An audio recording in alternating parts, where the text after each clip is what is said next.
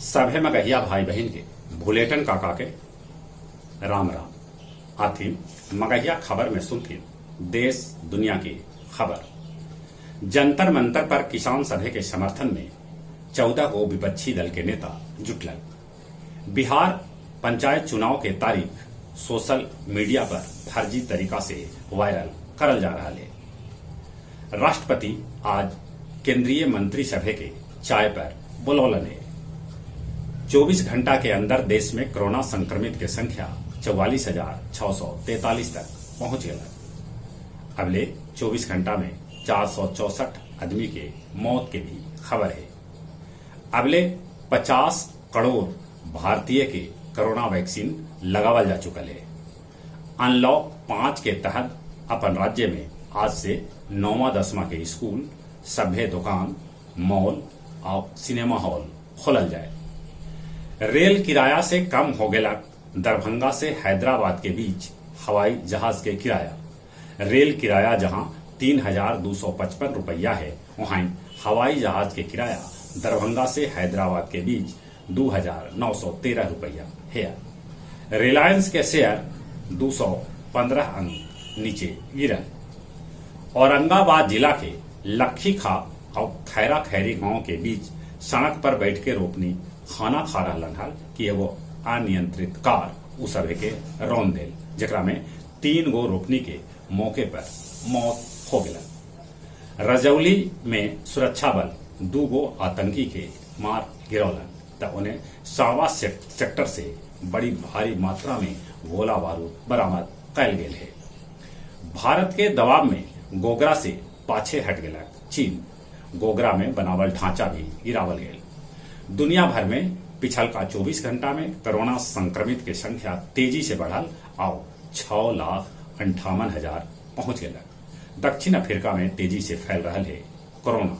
उन्हें जापान फिर से लॉकडाउन लगा दिला। अमेरिका के कैलिफोर्निया के जंगल और ग्रीस के जंगल में आग बूते के नाम न ले रहा है।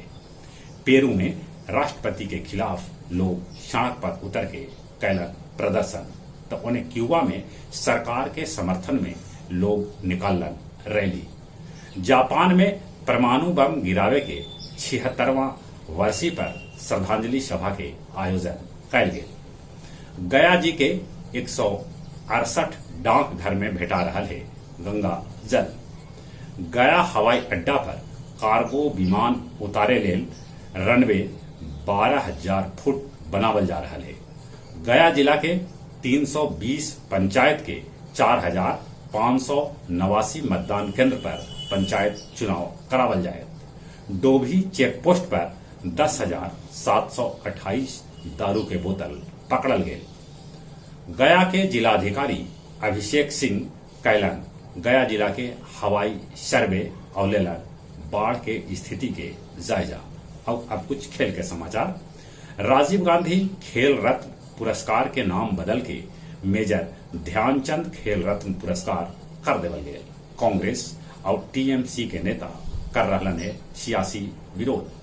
36 स्वर्ण, 26 रजत और 17 कांस्य पदक के साथ ओलंपिक पदक तालिका में चीन नंबर 1 बनल है।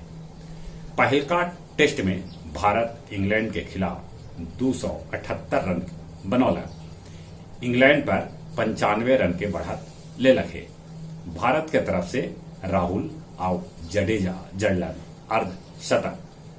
अमेरिका के एलिसन फेलिक्स जीतलन रिकॉर्ड ओलंपिक 10वां पदक और अमेरिका के कार्ल लुइस के बराबरी कर लेलन।